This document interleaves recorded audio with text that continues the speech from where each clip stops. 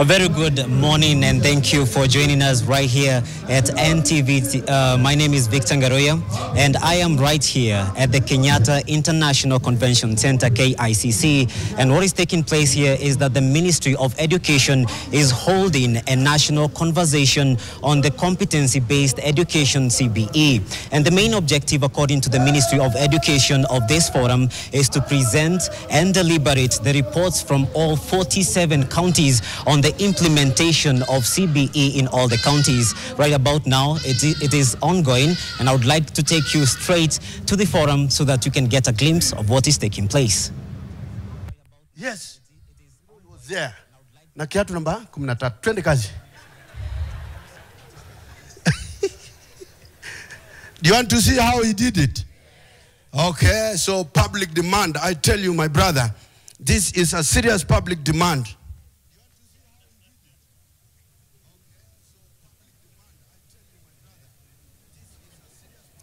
Amekwama kidogo kwa kazi. Okay, so he's here.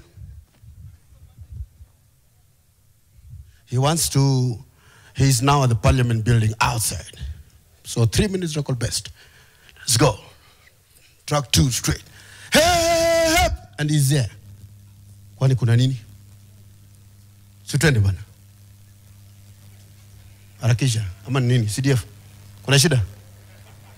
Alafu, sungarakisha tu. Hii vitu nimaliza haraka. Siweke hiyo. Yes. That's it. Na wewe, sikuje jioni, tuonane. Bado unapiga Glenn. Wewe, na wewe jamani, ni vipi bana?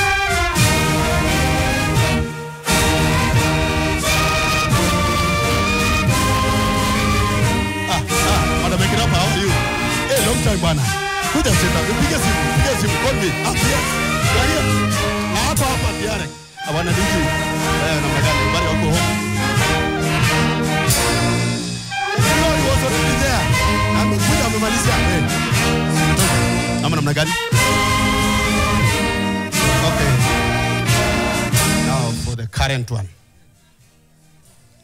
Hii ni moto ya kuotea mbali. Track 8 baba. So hii yake mkono hii haisongi, hii peke yake ndio na kama umeangalia vizuri. Alafu yake hana haraka. Are you ready? Twende kazi.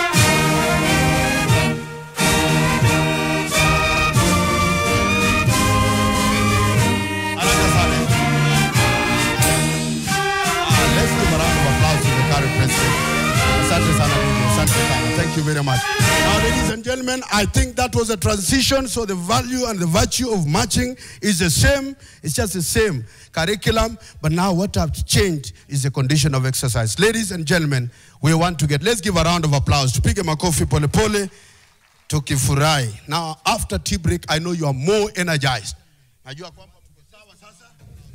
We want to get into a serious business again here, and I want to straight away call upon Mr. Mungai. Will be here with us to take us through. This is the head of Directorate of Projects. Pigia makofi Mr. Mungai, anapokuja hapa juu tumpige makofi. Asante sana. Thank you so much. Welcome. Asante. Thank you very much, PS and all the dignitaries in the room. Hamjambo? Hamjambo tena. As some preliminary kidogo, I think we have a request that you allow us to take the 4 presentations at once, and then we have a plenary and deal with all of them. If that is acceptable, then I'll call the presenters in front. Is that acceptable? Very well.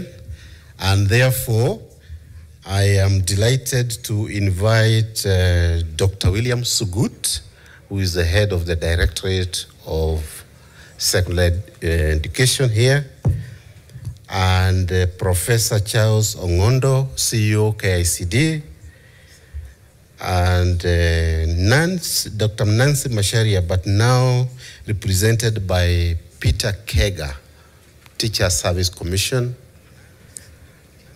And then we have Dr. David Jengere, our CEO, NEC.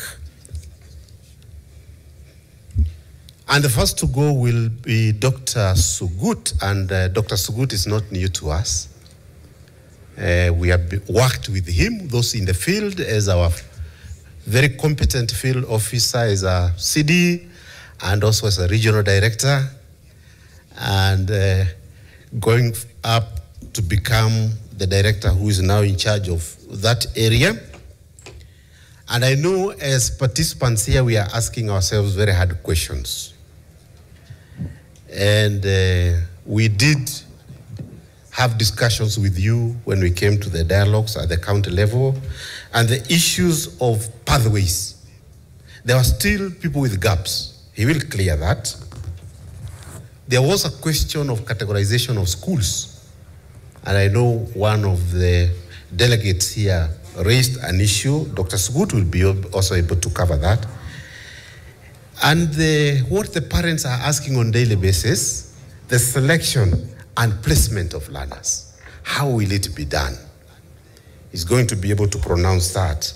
And because we have all the key, today I learned we don't call them stakeholders now. They are still stakeholders anyway. What are our roles? What are our responsibilities when it comes to selection and placement? So I will request Dr. Sugut to be quite brief, but make sure he doesn't miss a point. And then keep your questions until after we have had the fourth presentation, and we can deal with all of them at the same time. Thank you very much. Dr. Sugut.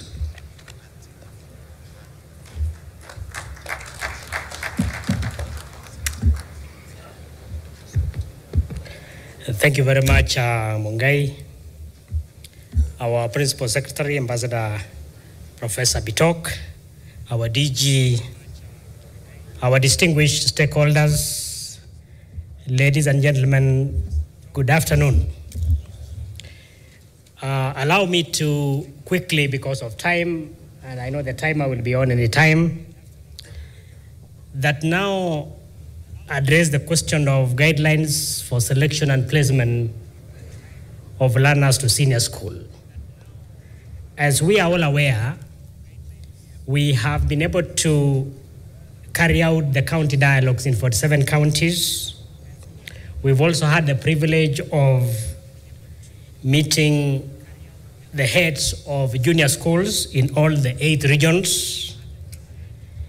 And we've had the opportunity to be able to present this to the principals in the various counties.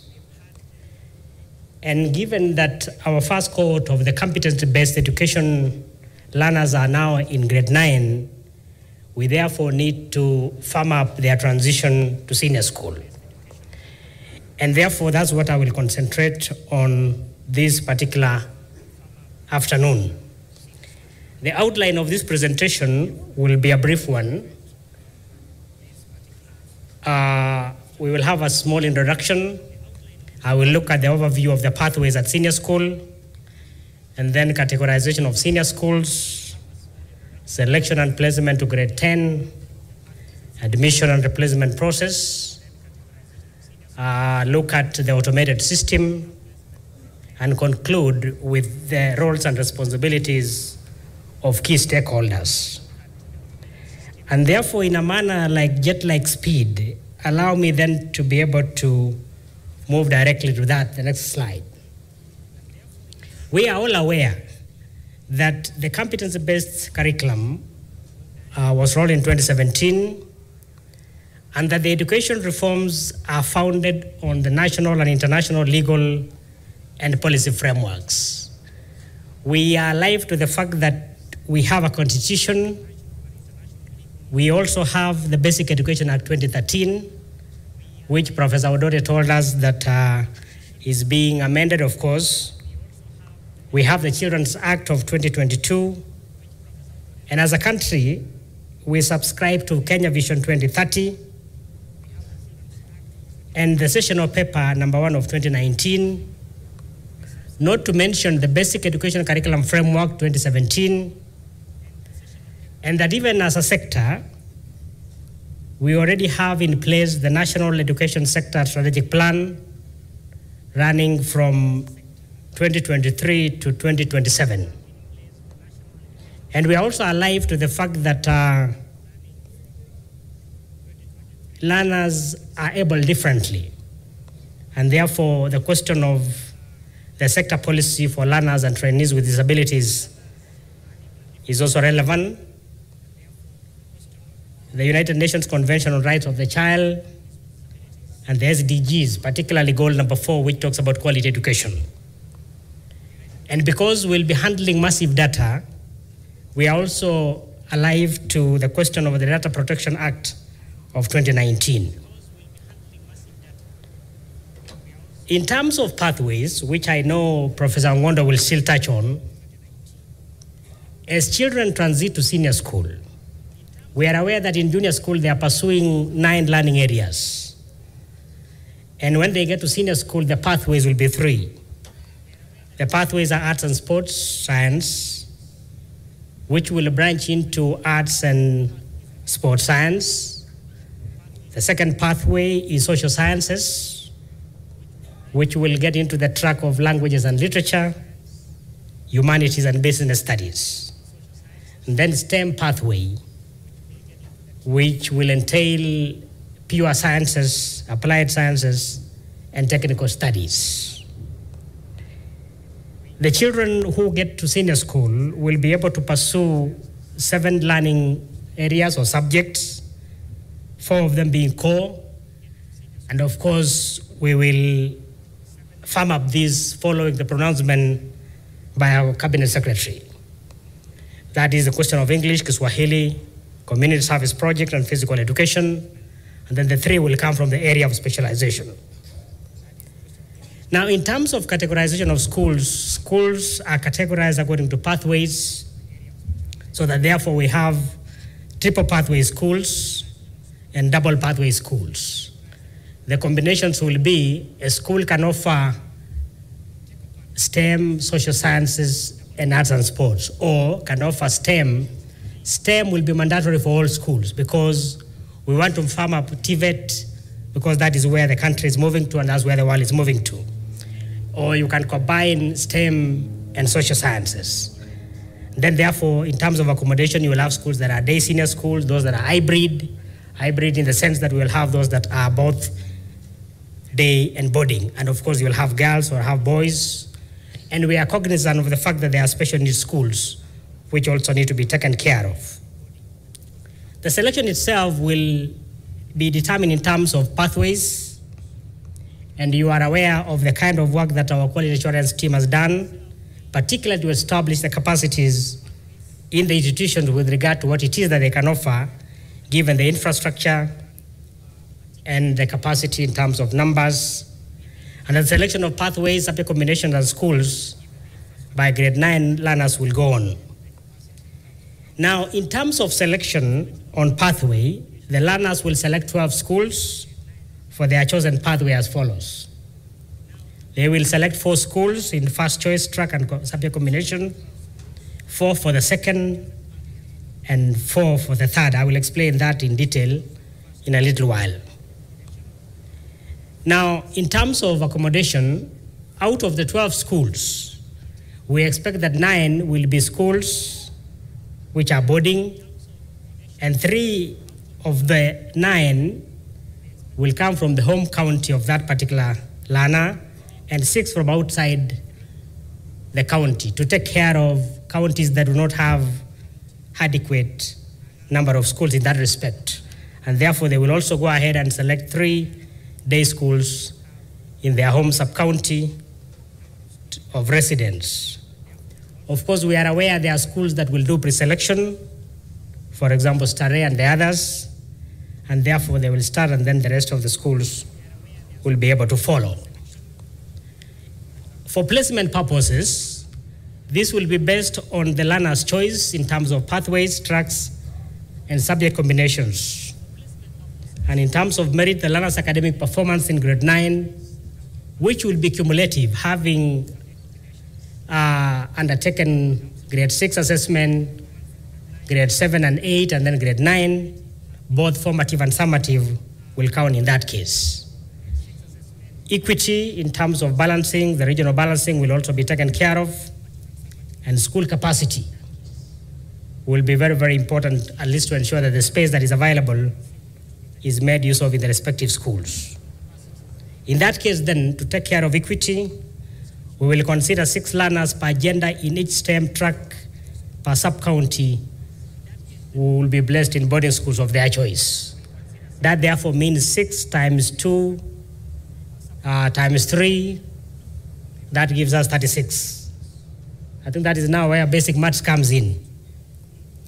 And so if there are 36, that is 36 children per sub-county times 398, but of course including the refugee as another sub-county, you can easily get the mathematics. Then the top 3 learners again per gender in each social science track, because there are 2, to be able to take care of that, and likewise to arts and sports. The placement admission procedure will be as follows. The placement results will show where learners have been placed, and then the admission letters, the joining instructions, as has been the practice, will be accessed online using the learner's assessment number, and all schools therefore will be expected to admit learners through chemis. And that of course principals are advised to ensure that they only upload details of learners when they have reported physically, when you have seen the children in blood and flesh. Of course, there'll be daily reporting on that to be able to monitor how children are reporting.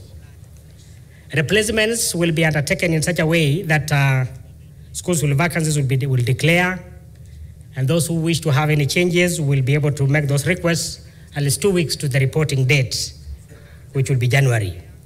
And priority will be given to those who had selected those particular pathways and schools. And of course, the normal approval processes will go on. What is critical is the placement system, which will take care of the interest of the learner with the teacher's input and the academic performance.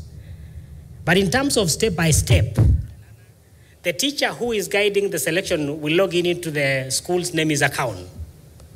And when he does that, the names and the assessment numbers of grade 9 learners in that school will pop up. Then they will go ahead to pick a learner to be taken through the process and update and save the details of that learner, including their home county, their home sub-county. Then confirm those present during selection, because we expect that the parent, the learner, and the head of institution will be there to guide the child. The learner then will be guided to select the pathway of interest. And then subsequently after that, select the track of interest in that same pathway. And therefore move ahead to select the first subject combination. For example, MPC, MPG. And the learner will be guided in that case then to select 4 senior schools. That is 1 day school, 1 boarding from home county, and 2 boarding from outside the county. The same process will be repeated for the 2nd and 3rd subject combinations of the child, because we want to give room to that flexibility. And our plan is to ensure that the selection runs from the 26th of May to 15th of June this year. And subsequently, we will have the ministry and NEC working on the rest of the logistics for placement purposes. As you are aware, we have separated registration for KJSEA from selection of pathways and tracks, so that now we are done with registration for assessment, but what is remaining is selection for pathways and tracks, including the schools, for purpose of ensuring that we tap into the talent of every learner. The various officers will have very important roles, starting from our Cabinet Secretary in charge of education, our PS, the Director General, the Head Directorate of Secondary Education, the heads of the various units, and the officers supporting heads, and more importantly, the field officers, from the regional directors, the county directors of education, sub-county directors, then the principals of senior schools, and heads of junior schools. What is critical among all these is that we should be able to identify and nurture the talent of every child. And therefore, when they make choices, if a child is very good in STEM, very good in social sciences, and very good in arts and sports, that is why we bring in the interest. What is your choice? We know you are good in all of them, but what is your choice? So that you can be able to excel. Remember, we believe strongly that every child is innately endowed, and therefore we should be able to extract that endowment and place them appropriately. Ladies and gentlemen, let us therefore cooperate to ensure a smooth transition from junior to the senior school. Asanteni.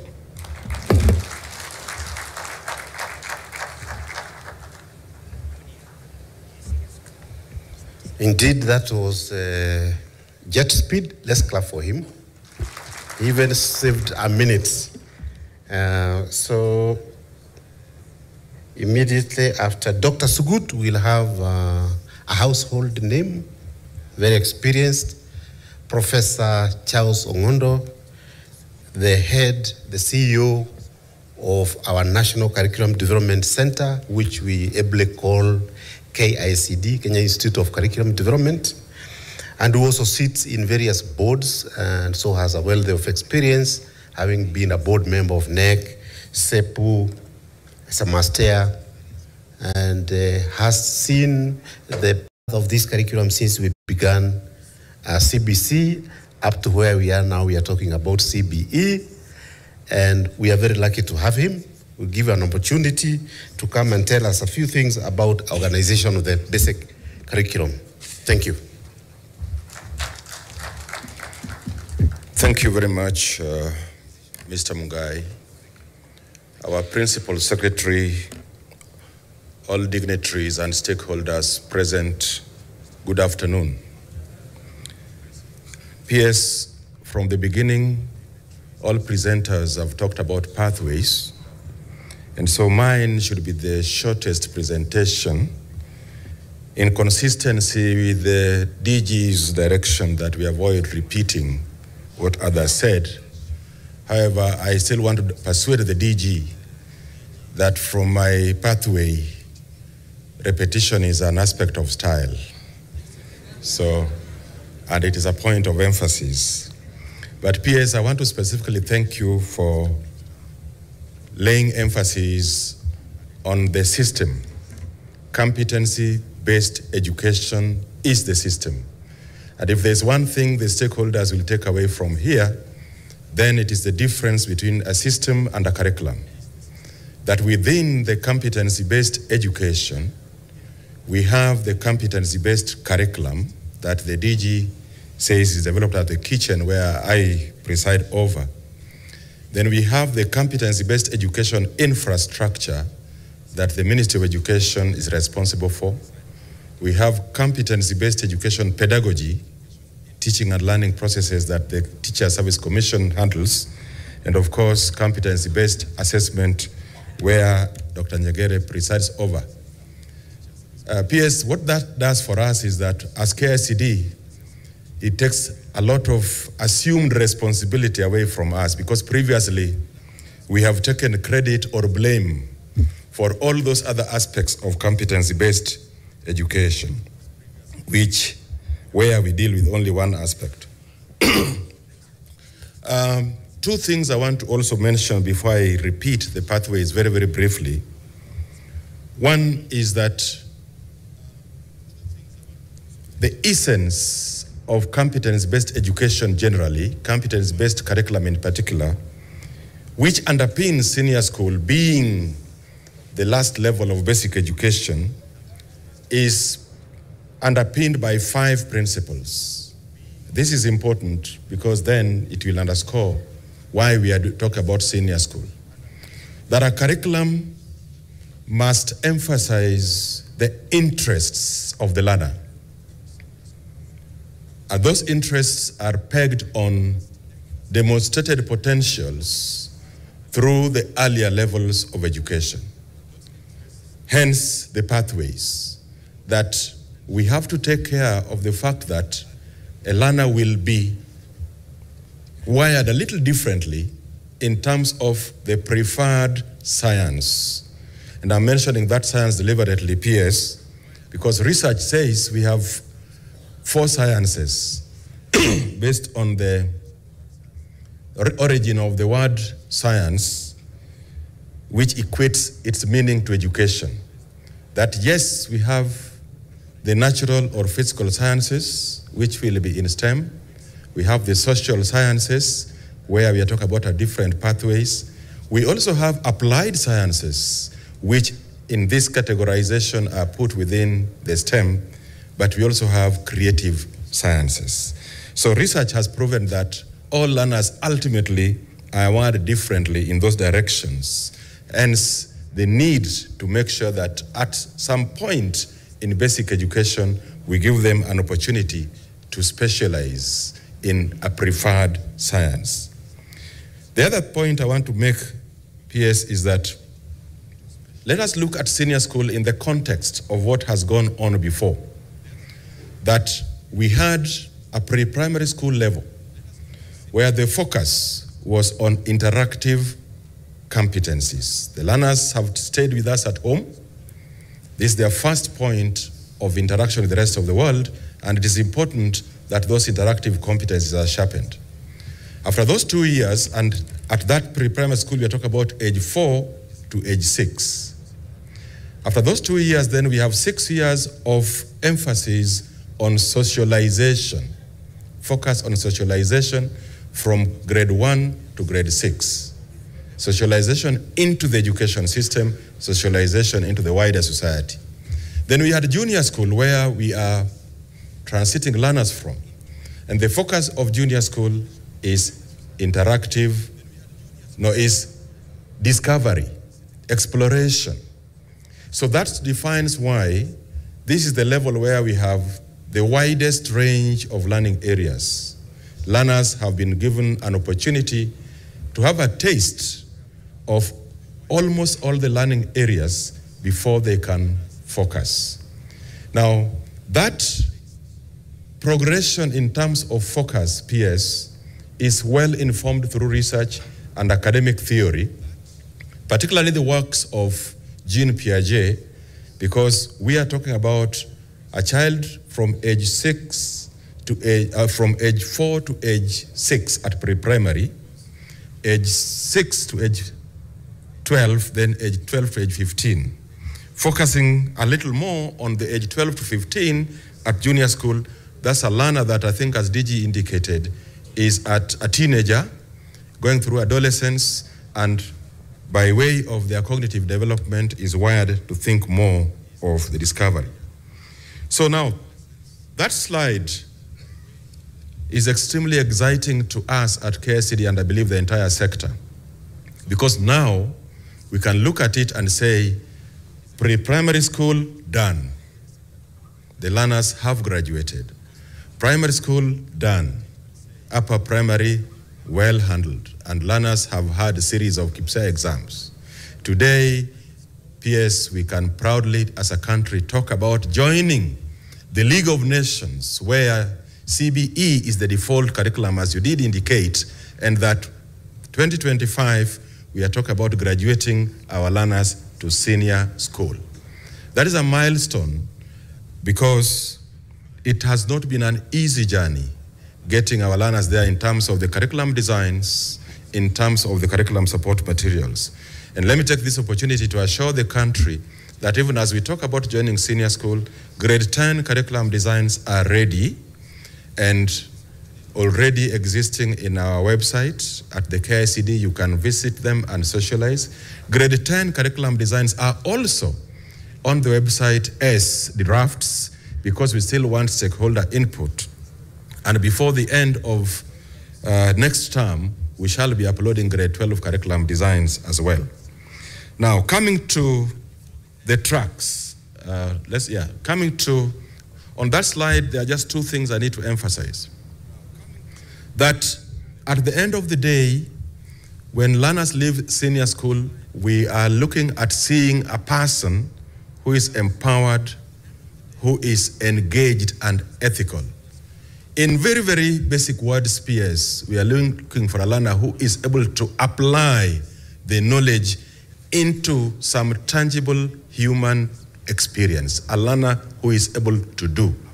And because of that, some of them, and most of them are believed, will choose to go on to tertiary education, university education, while some of them may decide that they are able to join the world of work and get a bit of experience. And the curriculum has been designed to ensure that is achieved. Next slide, please. The matter of core subjects has been handled by previous speakers. What is the essence of core curriculum subjects in a country? That there are skills that are considered generic, there are competencies considered generic that every other learner, regardless of the pathways they will have preferred, should be exposed to. In the earlier conceptualization of the curriculum, these were considered as English language, which is a language of widest use in the world, but also because it is our medium of instruction. Kiswahili was considered because it has been adopted by United Nations as a language of the African language of communication and the East African community and Kenya. And then community service learning is a powerful subject that links all that our learners will be able to do to the pertinent and contemporary issues around them, based on the principle that every other learning should have a utility value. It should be able to lead us towards addressing a particular societal problem that the competencies achieved at that level shall address. But you have heard what the PS has said this morning, earlier given in the remarks of the Cabinet Secretary, that the country has spoken. Mathematics shall now be one of the core learning areas.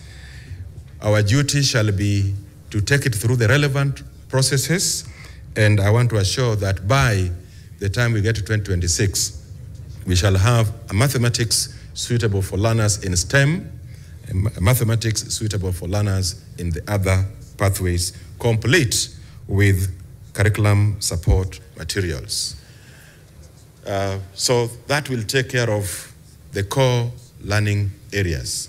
So then, repeating what has been said severally, just maybe a few seconds on each. In the arts and sports pathway, we have two tracks. We have sports and recreation, and then we have physical education. In the creative sciences pathway, what we call creative arts, then we have music, theater and film, and we have fine arts. Then we move to the social science pathway. That is where, by statistics, most of us in this room probably belong. And we have languages and literature, where I belong because I put food on my table by talking about English language and literature in English. And then we have humanities and business studies. The subjects are listed there. I don't have to go through them again.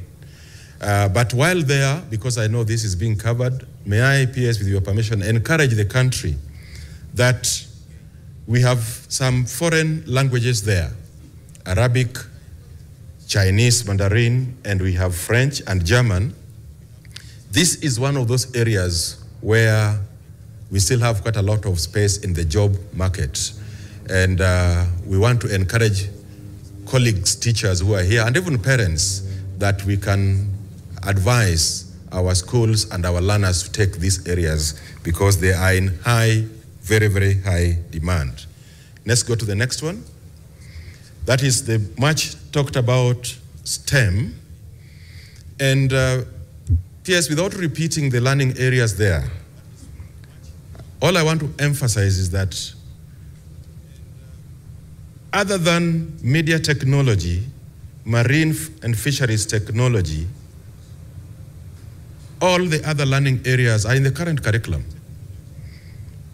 Probably we went down a bit in terms of the intensity, in terms of the number of learning institutions providing them, and we want to plead that our institutions should take courage to ensure that we increase the number of learners taking those areas, and even institutions that have infrastructure but had stopped offering these areas can pick them up a bit. Dr. Nyegere will confirm that in terms even of KCSE, we have examinations in those areas. Another encouragement is that the facilities for these areas, the infrastructure is not as expensive as we have usually thought. If you visited a very good institution here in Nairobi, I think there are 2 centers now called Gravity Center, probably they are represented in here, they'll be able to demonstrate to you that to offer electricity, for example, all you need is a table that has the basic requirements to offer that facility. But again, PS, through the earlier guidance of the ministry, we have advised that we make use of the facilities available in nearby technical training institutions, in nearby vocational training centers, so that we are able to offer those learning areas. I think I'm almost done. Let's see what slide you have next. That shall be the full list of the learning areas that we have. And indeed, as Professor Dota, I think, is the one who said, the beauty of competency-based education is that we have something for everyone. So we are looking forward to a situation where we have all our students passing because they will have chosen an area where they have demonstrated potential. We shall be having, up to that point, up to about 38 different learning areas organized in the other pathways as we have shown. What is on the next slide? Yes, the earlier conceptualization was the distribution of learning areas in terms of lessons, subjects in terms of lessons. That is going to change because mathematics is going to come on board as a core learning area with a number of lessons. So because we still have to be taken care of within the 40 lessons we have within 1 week, that is going to change. And the next few weeks, the country shall be advised accordingly. The last slide. Oh, not this last one. That's the second last one.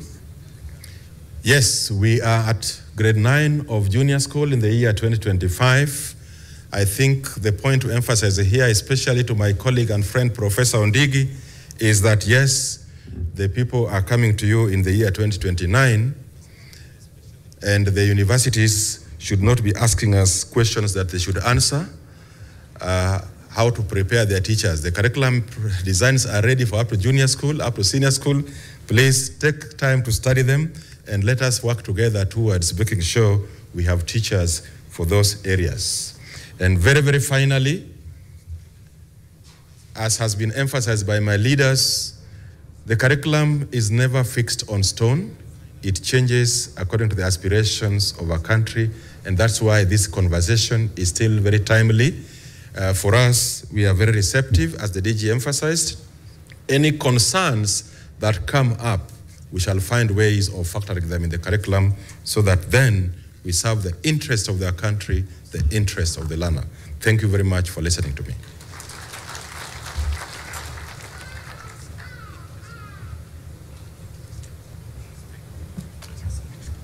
I think we can take an energizer. Why don't we stand up? Maybe PS will not stand up, but no, he has stood up. So let's breathe in, out. Is it enough or you want to take another one? Breathe in, out. You still want to take another one? The last one now. Breathe in, then out. Let's clap for Professor again. And now we will have Peter Kega from Teacher Service Commission. He has been a teacher. He has also been a curriculum developer at KICD. And now he's doing teacher professional management at Teacher Service Commission. He's here to represent the CEO, Dr. Nancy Macharia. Welcome to prosecute the issue of the role of teacher management in CBE implementation.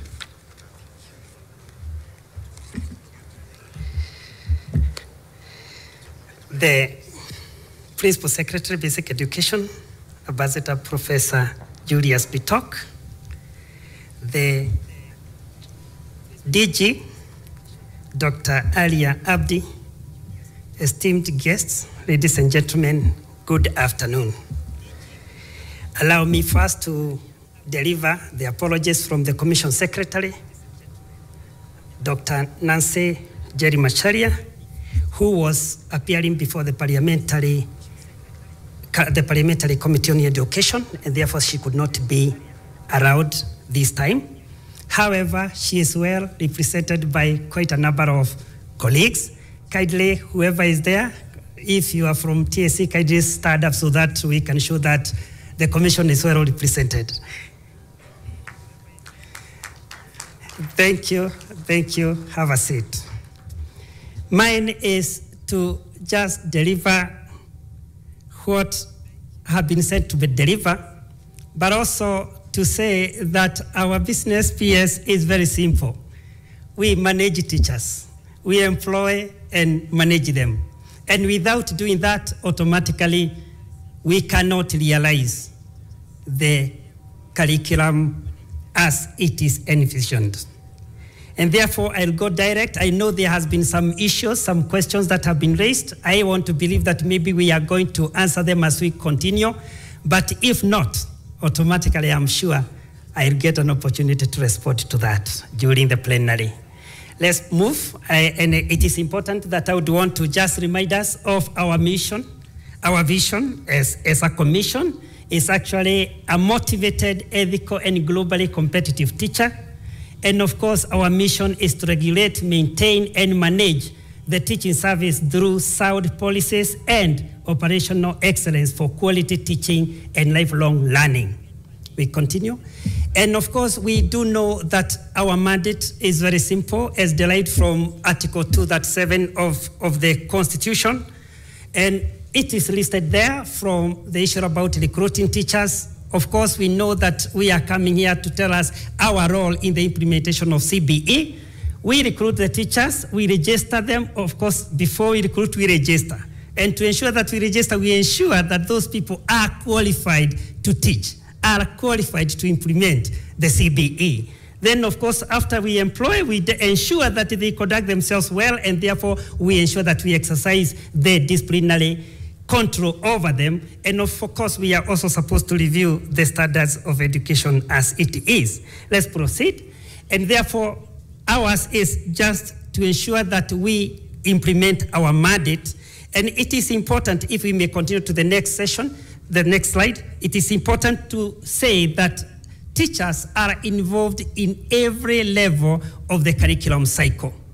From the time we do the needs assessment led by the KICD, to the time we do the curriculum itself through the designs, and even when we are selecting the curriculum support materials.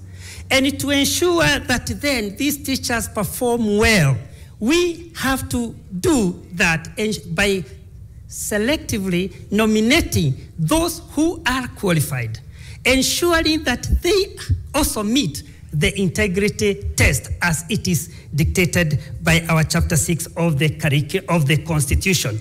And of course, curriculum delivery must be conducted through prescribed teacher contact hours, as dictated again by the curriculum. And we know there in the past, there were issues about whether our teachers are remaining in class to teach. And therefore, ours is to ensure that they not only appear to be teachers, but they are actually doing what is expected of them. Let's proceed. And of course, all what I have said is that I know that that diagram can be explained better at the curriculum development cycle as it is, and you can see where we come in, and therefore let us proceed.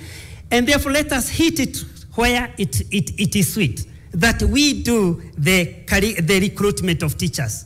It is important, PS, to say that so far for the junior schools, we have been able to recruit 76,765.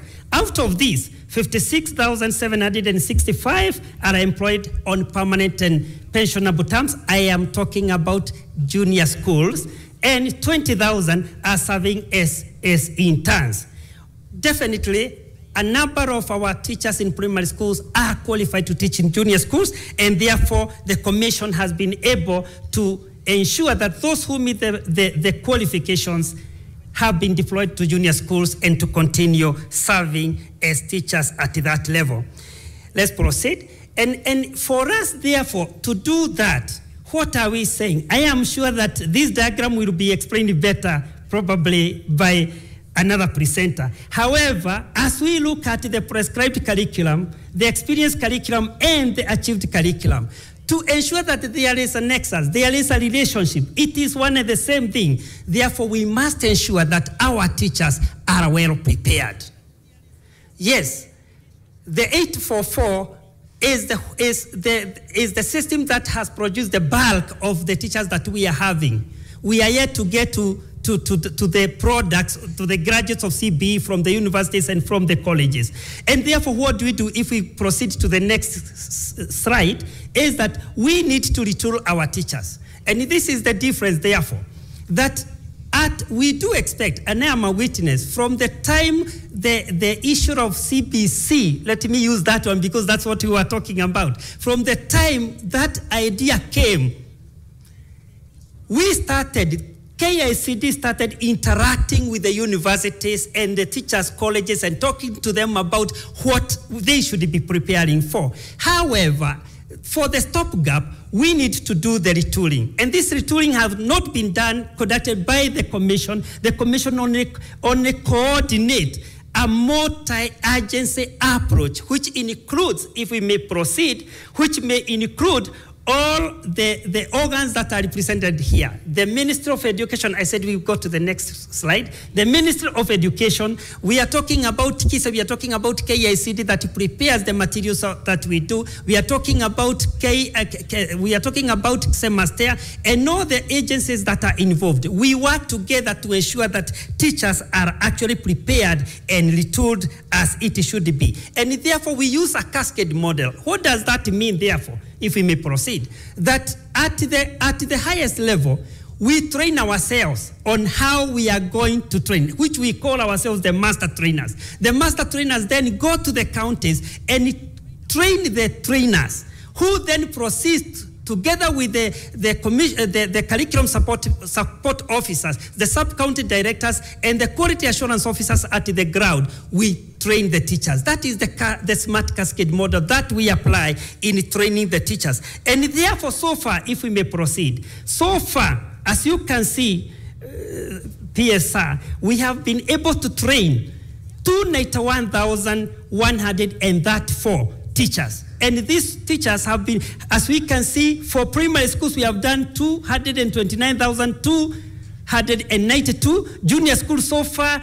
60,642. And teacher training colleges, we have done 1,200. It must be remembered that, as it was said earlier, currently we are retooling teachers.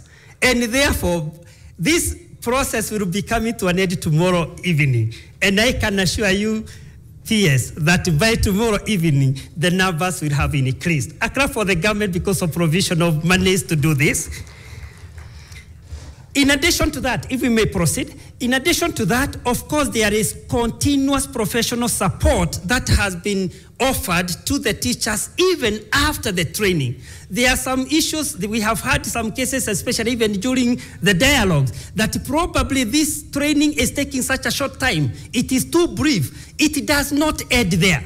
After that, we proceed to follow the teachers to schools and support them. And I'm happy to report that in the just concluded quarter, we have been able to offer 7,200 professional support activities across the country. And therefore, as they say, it is a luta continua. In addition to that, let's proceed. The commission also has been capacity building the teachers on digital literacy. We know that digital literacy is one of the 7 core competencies in CBE, and of course, the role of ICT in teaching and learning process can never be underestimated. As such, we have engaged through remote learning methodologies and live streaming of lessons. Let's proceed. In this remote learning methodologies, this is whereby the teacher does not have to be in class to teach. He or she is using various platforms to ensure that learners get what they deserve. You remember this idea of remote learning came when we had COVID and everybody was staying at home and the parents started saying, hey, how do we manage these learners? This is where we decided that it is important to engage this, and beyond that we have gone to audiovisual modes, learning management systems including Google Classroom, Microsoft Teams and Lab Exchange, and of course in so doing, we have ensured that the learner has been given the opportunity to interact more and more. with the curriculum. Let's proceed. And therefore, again, in live streaming, this is whereby we are saying that one teacher in a particular school can teach so many learners in different schools. So far, we have seen that when we have identified 30 principal schools that from where the teaching is done, and 180 satellite schools where learners are getting live lessons from specific schools. For example, when we are talking about Alliance, teaching a learner somewhere in Saburu. We are talking about Wajir girls, teaching some learners somewhere deep in Madeira. This is quite an innovation that is helping as a stopgap, and of course also boosting the morale of learners, knowing that they are sharing teachers from the so-called special big schools. Let's proceed.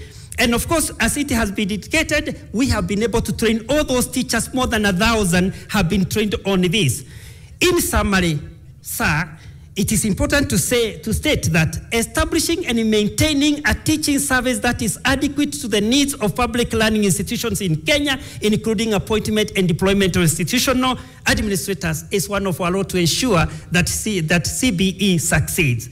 2, coordinating the retooling of teachers on CBE through multi-agency approach, including the MOE, KICD, NEC, Mastea, KISE, and other agencies.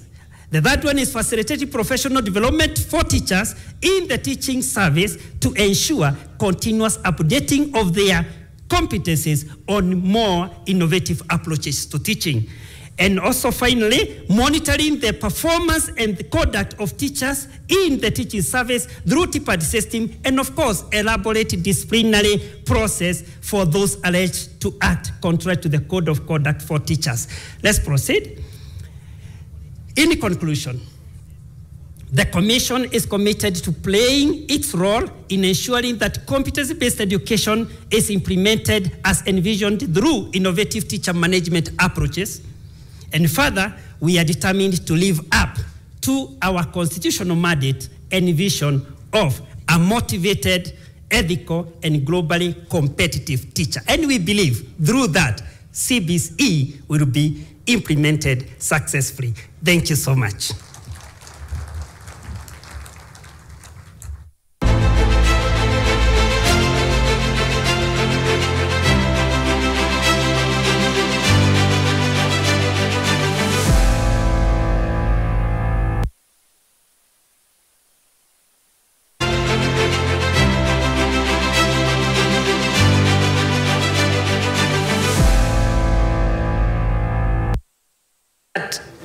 They should not also choose for the sake of choosing. They must get guidance in terms of why are we focusing on 60% STEM and 25% social sciences and 15% arts and sports? Where is the world moving to? What are the opportunities available in life? What does the data tell us with regard to KNBS, for example? What is available in terms of opportunities for the population at the end of it all? I know the 60%, 25%, and 15% is a target. But as we go through these, we are not saying that possibly we will get 60% directly. Even if we get 55%, but the thinking is we should be able to be strategic so that our children are also guided into choosing what is going to help them in life. I don't know what your favorite meal is, but let's take, for example, you like chapatis. But because chapatis have been prepared, we will not allow you to take 5 of them because they will cause a problem to you. So maybe you need to stick to a minimum of 2. So guidance is very, very critical on that. The question of capitation, I think I will leave that to PS, capitation and time and all that, but the ministry will work closely with Treasury to ensure that every now and then these things are addressed. There is a question that I know Professor Ngondo will answer that from Mugongo with regard to teaching in terms of, do we have a new syllabus for chemistry or the same chemistry? The curriculum designs are there, and the curriculum designs are very clear with regard to that. I think on my part, possibly that's what I would say. But of course, in terms of resources, moving forward then, as Dr. Barasa says, resources are very critical. Moving forward then, even our partners, as we link up with them, will be able to work with them and identify areas that require support, even in terms of employment, which subjects are more marketable now, even in terms of what facilities we need to put up, then definitely those ones will be very critical. It is also an eye-opener in terms of which are the salient areas we need to address moving forward. Thank you.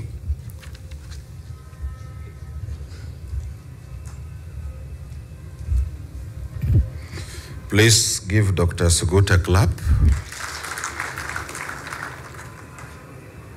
Thank you very much from the National Parents Association, Charles, for appreciation of the parental engagement and empowerment efforts that are going on. Just let you know that I'm in touch with your chair, and after this we shall be having a lot of engagements with the parents following this. Professor Bowa, Dr. Suguta has given you an answer partially. One of the roles of a curriculum is to address the human resource needs of a country, but also to hopefully help direct a country towards achievement of certain developmental goals. And if you were close to me, on my lapel I have Kenya Vision 2030. The wish of Kenya Vision 2030, among others, is that Kenya becomes an industrialized country by 2030. So the question is, how does the curriculum help us to get there? Hence the projection that the curriculum should give us 60% of the students at senior school towards STEM. It is a vision. And I think one of the purposes of such a dialogue is that then we can take the message back to our schools, back to our areas of jurisdiction, that as a country, we need to deliberately encourage our students getting to senior school who have potential in those areas to get into the area of STEM so that then we can achieve our developmental goals. I want to tie that with then the question asked by Congo and a bit of McLean. How does that balance out with the demonstrated potentials of the learners? At grade 9, those of us who interact with these learners frequently, and I'm saying that because as KICD we do a needs assessment, but we also do a monitoring. Up to that stage, you will find that a lot of our learners are demonstrating potential almost equally across board. And you'll be surprised if you got the data from NEC that there is potentially even more interest in STEM. So what then comes in is a need for a robust career guidance to these learners, and particularly to let them know that at certain times the reality of life determine that you're able to balance personal interests vis-a-vis socioeconomic interests. For example, what is it that might put you in a better disposition to get occupied a bit more easily? So this is not intended to reduce the emphasis of CBC on nurturing every learner's potential. It is just meant to also bring on board the vision of the country on where to go. And I think PS, we shall be inviting all of us here to really take time to talk to our learners. Some areas may look interesting, may look really viable, like my area of arts and sports. But again, does the country need 80% of its learners from senior school going into those areas? So we need to take it upon ourselves to have this conversation with our learners. Mr. Mkongo again, the curriculum for senior school in the CBC, broadly CBE, is different from the curriculum at KCSE, the 844 curriculum. And your question invites me to again invite all of us that the curriculum designs are on the website. Please socialize with them, even when you are not directly servicing that level. Because yes, you will find that some content may have moved from junior to senior, senior to junior. And one of the things that we have realized in CBC is to avoid delaying of certain concepts that learners could start interacting with even at grade 4. That reminds me of the question posed by my friend, Professor Ondingi, that your answer is in more socialization with the curriculum designs. You will find that the integrated science curriculum is not as fragmented as you may be indicated. Yes, we may have a strand that is more leaning towards chemistry, but within that strand, we can bring in concepts of biology, concepts of physics, or even concepts of mathematics as will be relevant. And that is the kind of rationalization that the Presidential Working Party invited us to do. The issue of core subjects. These learners, as they enter senior school, are 15, 16 years old. Yes, they may have decided their pathways, but there are certain cross-cutting competencies that they need to sufficiently go for further studies of the world of work at that age. And so the task here, through the multi-stakeholder agencies involved in curriculum development, was, can we determine some of these core, multiple, or cross-cutting competencies that every learner will need to be able to progress in their life?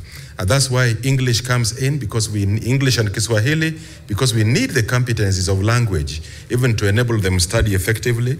That's where community service learning comes in, because we need to link whatever else we learn to the current pertinent contemporary issues in the society. And of course, that's where a number of Kenyans have spoken to the question of mathematics. And coming to mathematics, Bwana Mkongo and Madam McLean, your wish and Madam Mkongo's wish could have been the wish of the earlier thinking on CBC. But I can tell you that curriculum development is as people, stakeholder entailed as it is technical. So if at this point in 2025, Kenyans feel that our learners will still need enhanced numeracy skills, you have seen it in the papers, you have seen it all over the media, then a curriculum agency like KSCD has a duty to respond and then interpret that in a manner that serves the interests of the public, but also addresses the interests of the learners. And I can assure you, we will be able to come up with a functional mathematics for non-STEM students, at least not the type that Mkongo calls Mamamboga mathematics. But that is another vocabulary I've learned from Congo, Mamamboga mathematics. But we shall be able to have a functional mathematics that a person who is doing theater and film will be interested in. The last one I want to address, which is interesting, is where will the teachers of CSL and PE come from? I know TSC will talk to it. The CAPTCHA team here, including Cheva, will tell you that at junior school, especially in the dispensation of competency-based education, one of the skills of teaching that we have drawn on and exploited well is team teaching. So when we have pre-technical studies, which, as you know, has elements of computer studies, elements of business studies, this capture team, maybe let's clap for capture. PS, we have had several engagements with this team, and through them, junior school has been successful. When we have integrated science, then in a school, they have drawn from teachers of biology, teachers of physics, teachers of mathematics. So that has enabled us to succeed at junior school. Now, with CSL, which you mentioned, let me demystify it in 1 minute. Community service learning is a competency that will emanate from every learning area. The ethos is that out of every subject, there is a way we can be able to offer a service to the community based on the competencies we have acquired, while also drawing on the resources of the community as a laboratory for enhancing our knowledge of our competencies in that learning area. So every subject shall contribute to the community service learning area. We may need one teacher to coordinate it, but every teacher will certainly be contributing in that area. I think, PS, allow me to conclude by saying the ethos of this engagement, in my view, is that all of us leave this session determined to make it work. As Professor Dote did indicate, when we are doing any reform, there will be teething problems. But if we harness our resources to see how do we make it work, that is exactly how competency-based education has been made to work at junior school and also in the earlier levels. Mubarikiwe.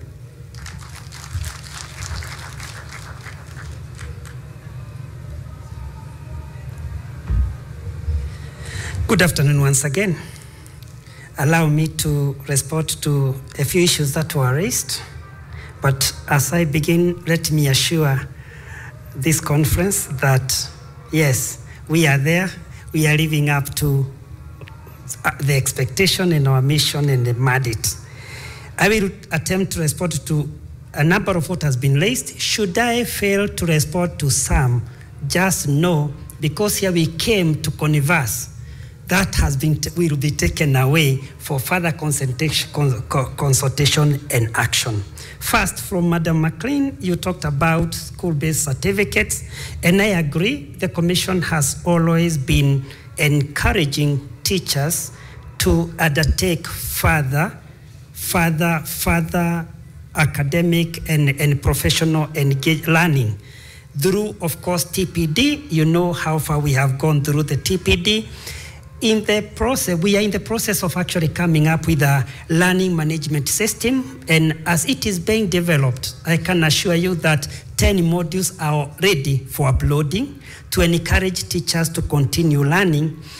And most of the time, if a teacher decides to get an extra paper, it is always considered when it comes to career growth. And therefore, let us continue encouraging our teachers to learn. It is very important. In the situation, like you have talked about some of the areas that have got no teachers, we have had teachers, for example, a teacher of physics, mathematics, and geography decides, I think I want to go to ICT, and takes a course in ICT, and we upgrade that teacher to go to where he feels that he is more comfortable. So it is allowed, it is going on. Let everybody know that teachers require to teach further and further, even and especially in those areas where we still have issues. There is an officer, I think should have been from NAT, somewhere here. He never introduced himself, so I need not to be condemned. He talked about upgrading those teachers who have upgraded themselves. especially they went back to college to teach CCs and took some courses in CBC. Yes, there is equal opportunity of when it comes to recruitment. Of course, that upgrading was meant to actually lower the cost and reduce the retooling exercise. And our hope was that those people who underwent that upgrading are better off. Even when they go through retooling, they already know some of these things. They are the ones that are becoming CBE champion teachers and helping in retooling. And therefore, when it comes to recruitment, there is no discrimination.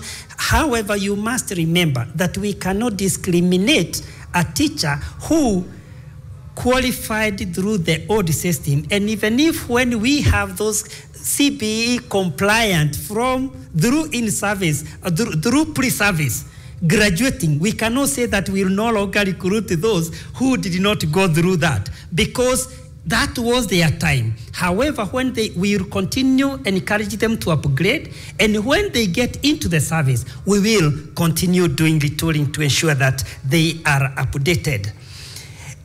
On Dr. Justice, you raised the issue of empowering the universities. That is an issue that can be looked into. As I had stated earlier, the journey of curriculum-based education has involved the universities all along. And I would want to contradict you a bit. There is no, when a cook cooks and tells you that the ingredients of this food is this and that, and somebody says no, surely that person needs to be questioned. If the KICD that comes up with the training manuals that are used for the retooling, and the quality assurance officers who actually support the teachers in schools are the people who are declared not to be qualified enough to retool, then I really don't know who should do the retooling. However, since we have been engaging it has been a multi-agency approach in retooling. What we may want to do probably, we may want to interrogate, how can we engage with the university so that some of those experts can actually come into the exercise and help us boost the retooling. It is something that can be considered. It is something that I have carried home. On PP1 and PP2, it had been revisited on this ground, and I am sure our seniors can talk more, but always think about the Constitution. Our role current role as far as PP1 and PP2 is concerned is actually to ensure that these teachers are qualified enough for registration. Once they are registered, then they are engaged by the county government. However, as you have heard from the floor, there are discussions going on. Once they come to fruition, whatever decision that can be taken is what the commission shall implement. Thank you so much.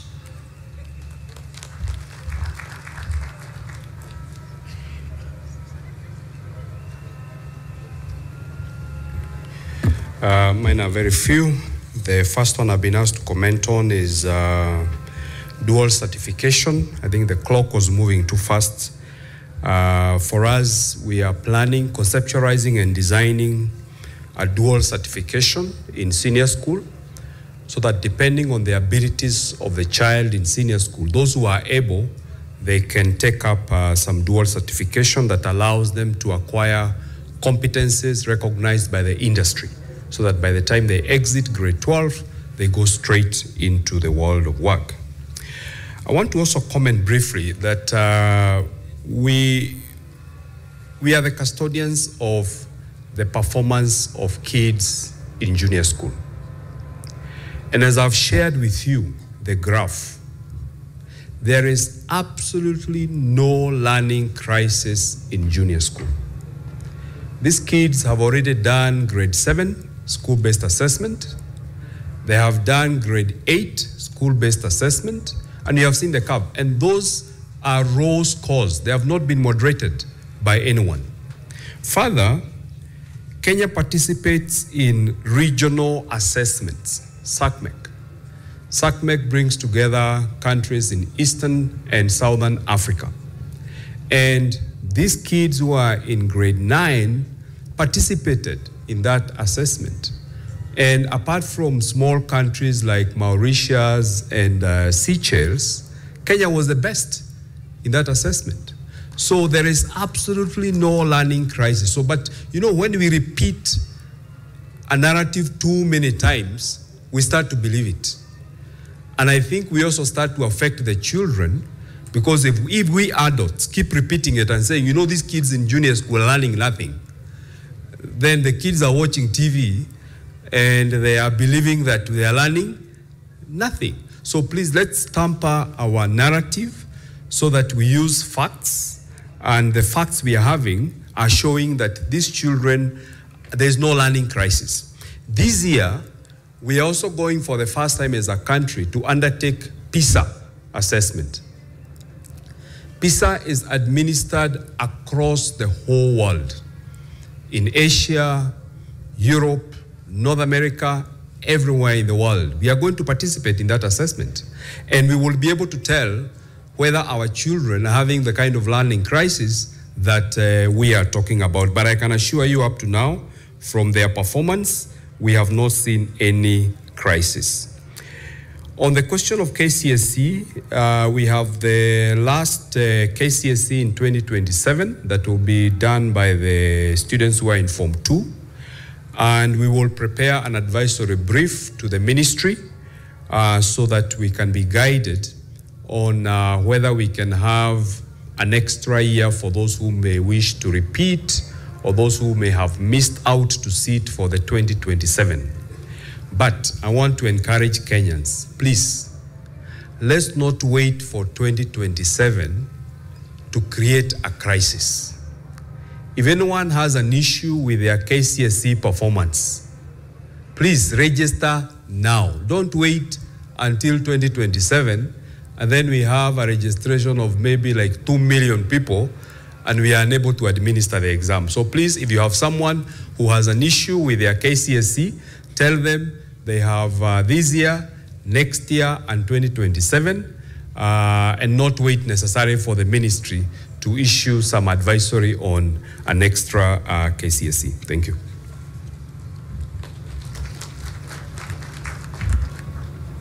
Thank you, panel, for those responses. There is only one on, I think, Dr. from JKF, who asked about infrastructure. And look at our history. We promised about grade 9, we were going to do classrooms. We have delivered. So don't worry about infrastructure. The ministry, together with the partners and everybody else, they'll focus on where they can get the infrastructure. If you look at your flyer, there is even an indication there that by the end of December, we'll do 1,600 labs for schools, day schools which you don't have. So we are alive to the issue of infrastructure. Mr. Cheva, I saw your hand. Hold on. I want to give you a little bit of time. And also the sister, I had seen your hand up, but because of age issues and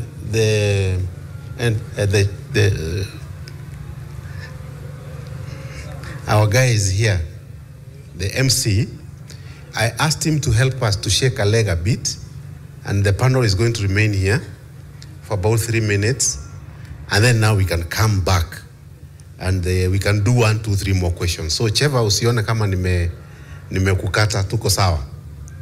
Haya, Kemei, Mheshimiwa.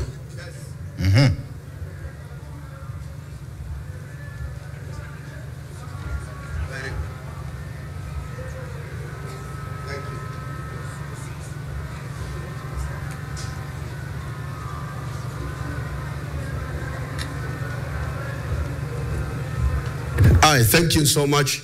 Can we appreciate Professor? You know, Professor is in the house. Charles Ngondo. Tumpigie makofi moja.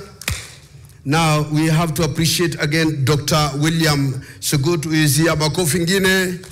Let's appreciate Kega. You know, Kega means good.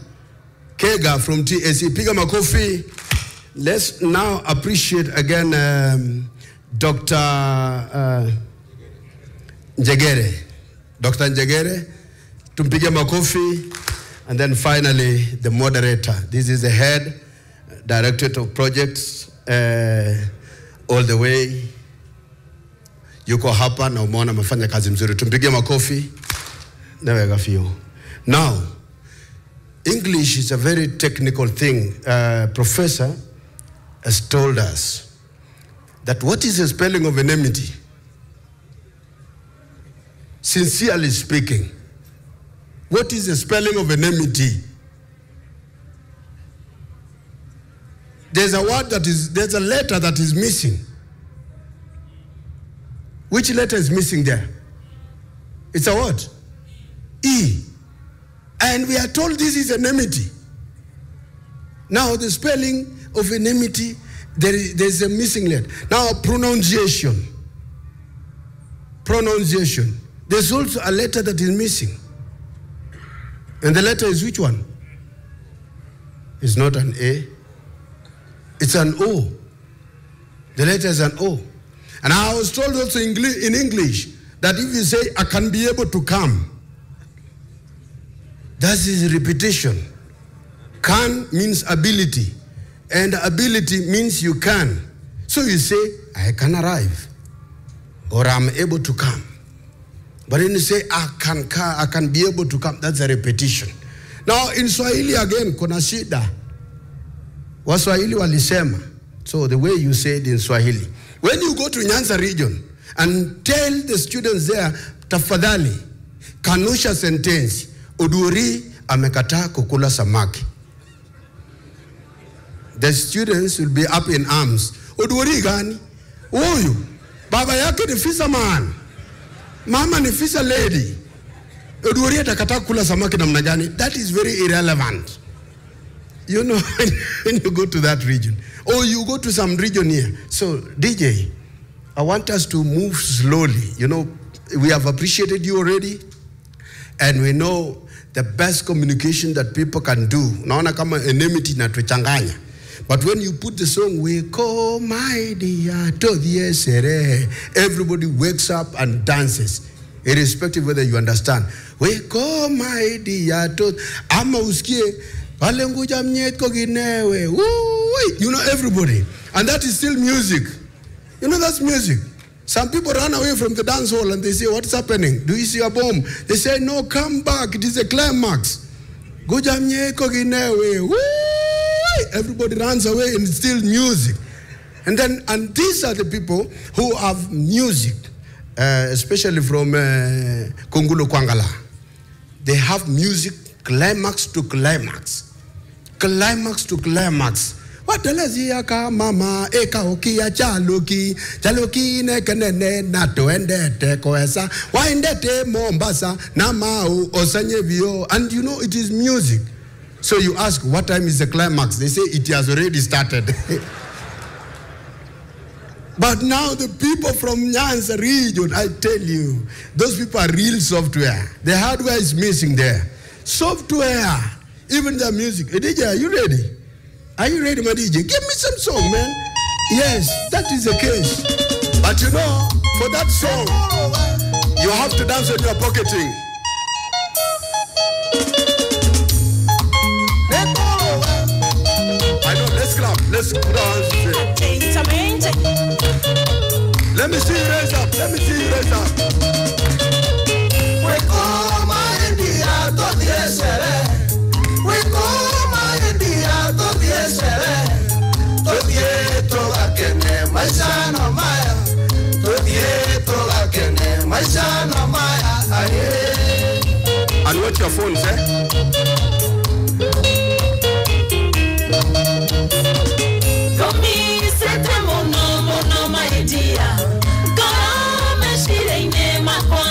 Just look at the principal. I tell you, she's enjoying. Now, DJ.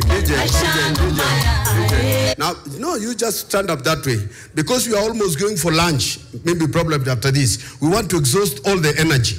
When you go to the western region, You have to dance in every style, irrespective of the style that you have, as long as you shake your mabega and your legs directly. Bandu baringo mulibaramu. Mulibaramu bandu baringo. This is the only place where we have our domain, HTTPS. When you go to any computer, yes, HTTPS. And then we have a www.western.com. What does that mean? HTTPS means hata tukitukanwa tutapata Preston sometimes, not now. And then www.western.com.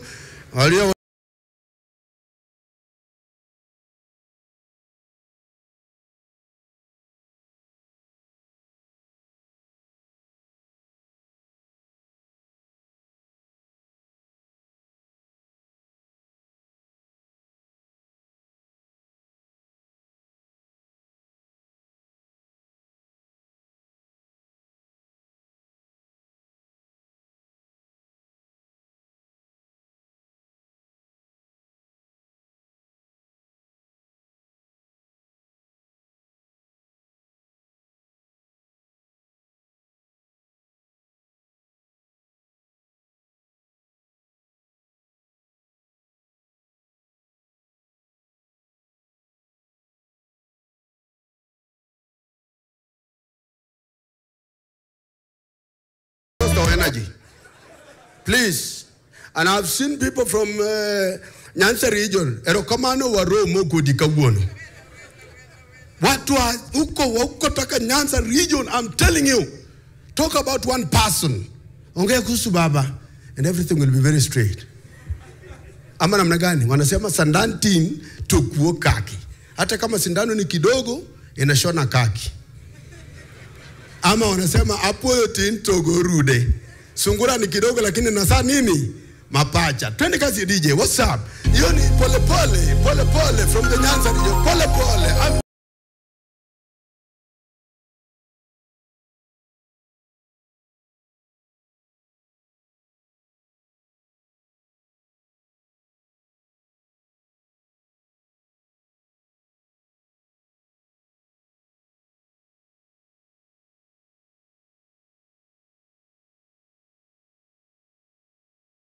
Not yet. I know immediately after this. There are those people, anytime they have to dance, wanafungua bulb. People from the northeastern region and people from the Somali region, wanafungua bulb. I don't know which bulb, wanafungua kila wakati. They open the bulb, there's nothing else that they do. But now watu wa Mombasa ni watu wa pwani vizuri. Hebu tupigie makofi wa Kenya wote. Let's all appreciate the Kenyans. Ladies and gentlemen, Afro Cinema continues shortly. Be seated.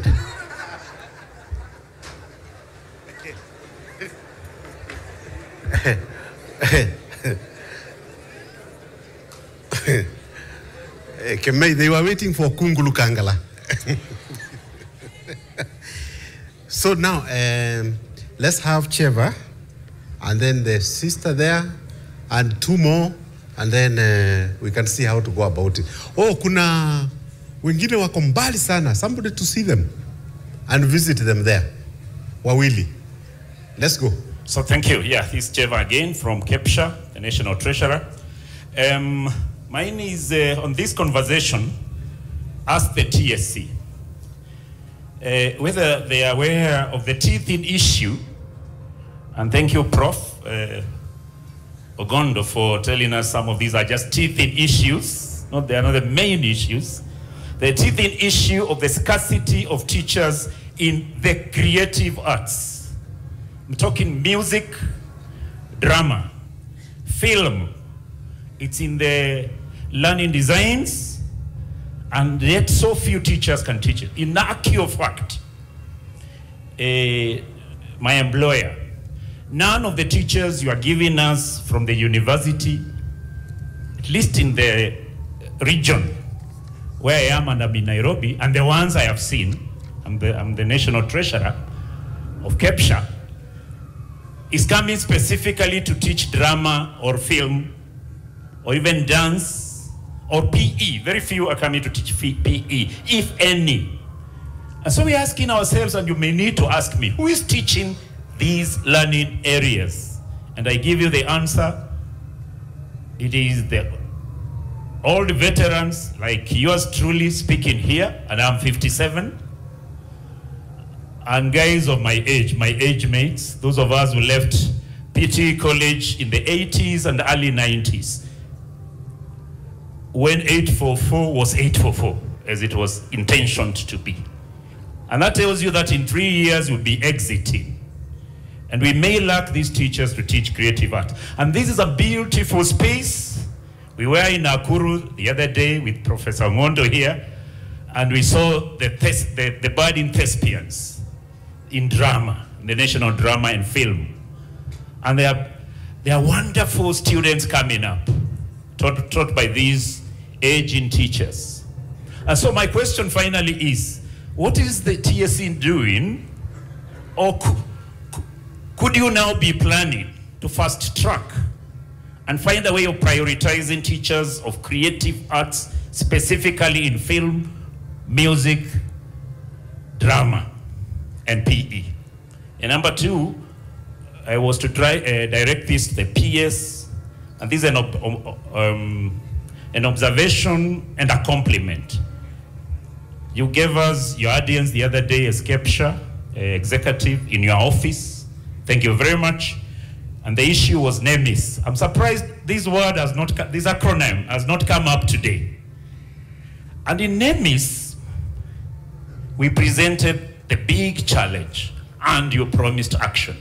I wanted to report to you, sir, that action is being seen. Your large army on the ground, particularly the sub-county directors, are finally verifying NEMIS several times per day. In fact, my colleagues here heads will agree with me that we've been called severally by our sub-county directors in the middle of the night, saa sita, saa saba ya usiku, naambiwa wewe amka, NEMIS imeanza kufanya kazi. Amka uweke. And I believe the numbers are coming up. The numbers I've seen are coming up very beautifully. So, sir, PS, thank you very much on that area. Asante sana. Asante. Asante. My name is Samuel Kinothia.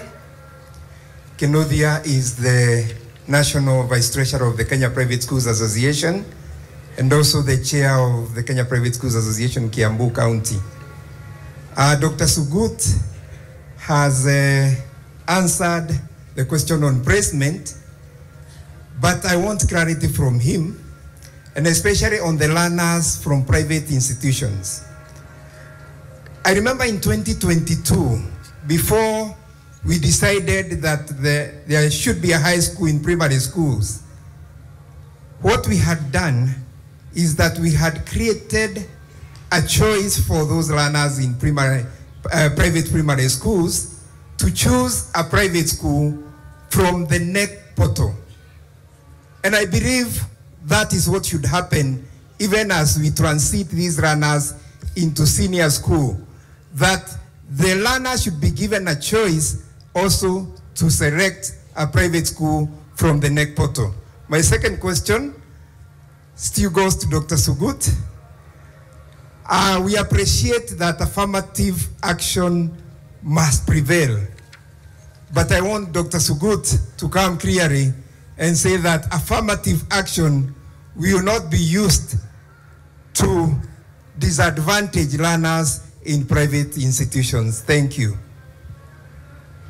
A lady now. Yes, thank you. I'm Sister Catherine Dereba.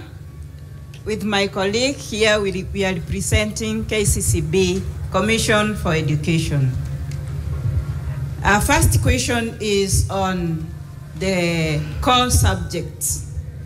Among the core subjects, religious education is missing, and we feel that it is not provided for in the it is provided for in the social science pathways, and we feel that it is critical, especially in instilling values and morals among our learners, and at the same time enhancing ethical citizens in our country.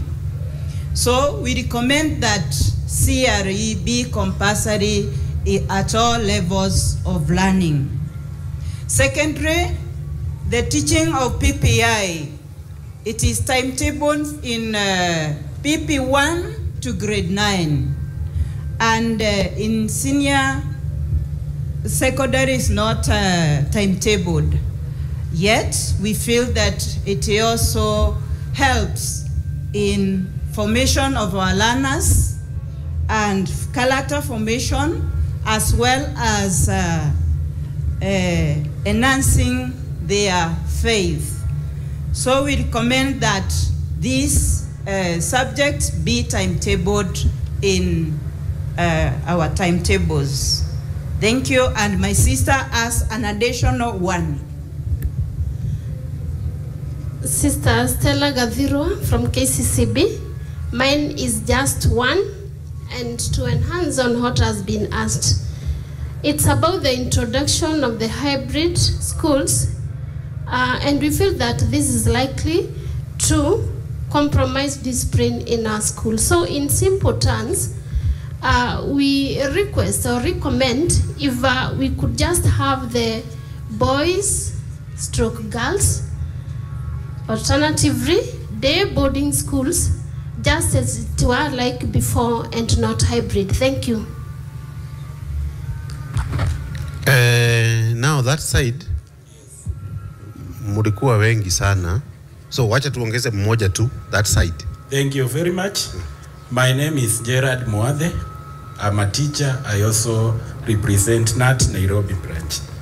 Now, while we appreciate the role of the ministry in the implementation of CBE, there is a challenge when it comes to distribution of textbooks, where teachers are finding it hard to implement, because you find a subject like mathematics, you have a class of 200 in a school.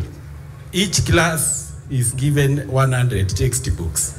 These textbooks are from different authors. For example, Smart Score Mathematics, Top Scholar Mathematics. Now when you give a class, you give 10 children Smart Score, 5 children Top Scholar. Now which book are we supposed to use? Because you find what you are teaching is different from each textbook. Thank you. So I think those, we still agree that you write your questions and hand over to the secretariat, because we will not be able to take all. Only one. But I can see that one hata amesimama juu ya kiti. Sasa hapo lazima tukubali. Yes, because the backbenchers have been ignored. So my name is Geto Kisha Muranga. I want to look at sisters' contribution from a different perspective on the hybrid schools. Apart from compromising on discipline, the ministry will need to protect the nearby day schools. If a day school neighbors a good boarding school, and the boarding school is opened to receive students, the day section, then of course it will be a death knell to most of the day schools. And these day schools play a very vital role in our education system. Number two, the TSC. There is that rule that one who is not registered by the TSC cannot enter a classroom to teach or to implement the curriculum. Right now, we have an acute shortage, not only in the creative arts subjects, but also in ICT. And if I am not wrong, ICT is a crucial component of the CBE. Now we need to look into that, because I want to integrate ICT. Yet the computer teachers are not available, and I cannot be allowed to take that diploma graduate from another college to come and implement the curriculum. That needs to be looked into. Then finally, I want to thank NEC, because when the CEO NEC was presenting, internationally all the outcomes that I expected from the CBE were well captured by NEC, like the increased students' engagement improved learning outcomes, but there is one that the minister wants to overlook. That is the reduced stress. Internationally, there are 4 main ones: increased student engagement, improved learning outcome, reduced stress. The minister wants to go back on this one.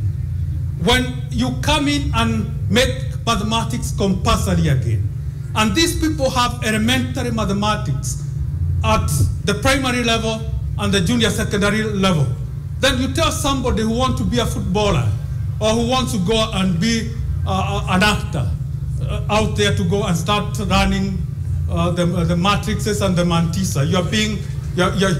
You're not being fair. You're increasing stress, and that in itself cuts out one of the 4 outcomes of competence-based curriculum internationally. And finally, the development of essential skills, which was well captured by NEC. I also want to congratulate NEC because every November we have to go under escort. It's the only time that I get escort from the Kenyan government.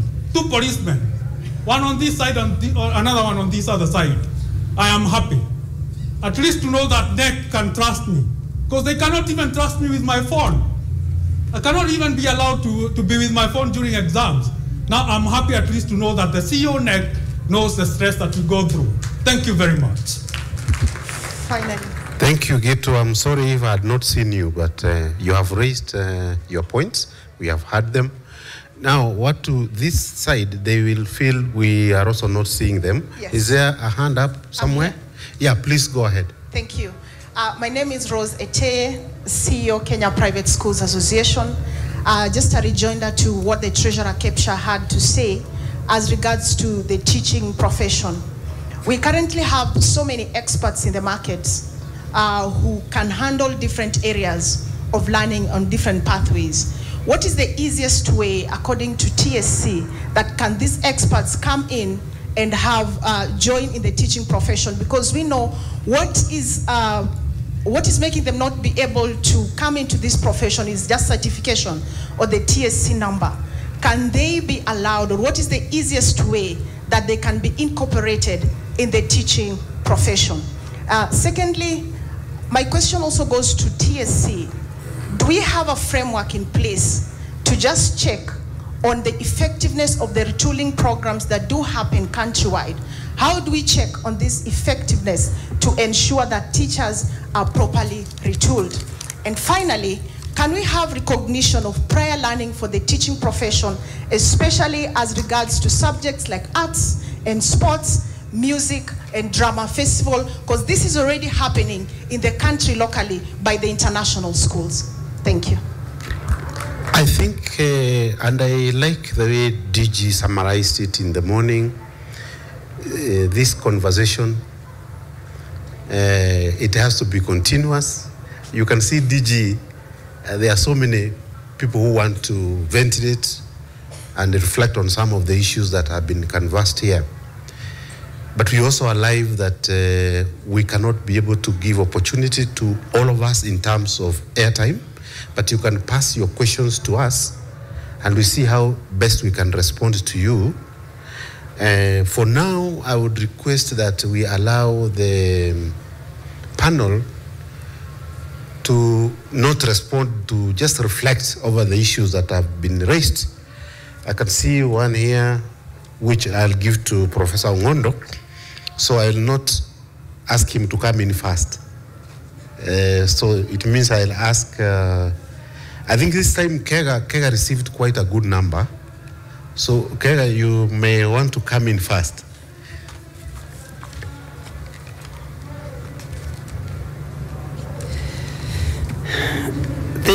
Thank you for those issues. I totally agree that this is a conversation, quite a number of things to take into consideration and give it a deeper thought after this. However, a majority, if not all, I know we have probably journalists, but majority of us are teachers. And in as much as, and I will say yes, we are still looking into how to ensure that there is a stopgap measure to deal with lack of teachers in some areas.